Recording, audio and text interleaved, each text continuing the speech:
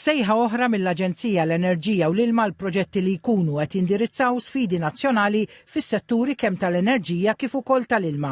Is-sejħa tnediet mill-Ministru għall-Ambjent u l-Enerġija Mirjam Dalli u s-Segretarju Parlamentari għar-Riċerka u l-Innovazzjoni Kisa Zopparditanti għand l-Aġenzija l-Enerġija u l-Ilma fejn ġie ppreżentat ukoll ftehim li 3 proġetti li ntażlu fil-5 sejħa. Anki din is-7 sejħa fejn ser ikollok investiment ta' 400,000 euro li ser imorru għal proġetti differenti li jistgħu ikomplu jgħinu lil dan il-pajjiż jiżviluppa soluzzjonijiet sew fejn tidħol l-enerġija rinnovabbli anke fejn jidħol l-użu tal-ilma. Imma soluzzjonijiet li jkunu adattati għal gżira stat kif inhi Malta.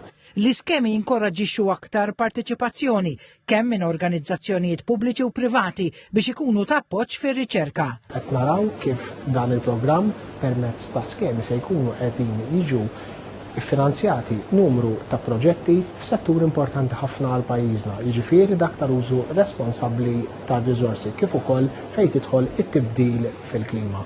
Fis-7 sejħa l-fondi se jkunu applikabbli fost oħrajn fuq proġetti li jkunu qed jiffukaw fuq id-desalinizzazzjoni tal-ilma baħar, proġetti pilota ta' enerġija rinnovabbli u l-użu tal-AI għall-immaniġjar tal-enerġija fis-setturi kummerċjali.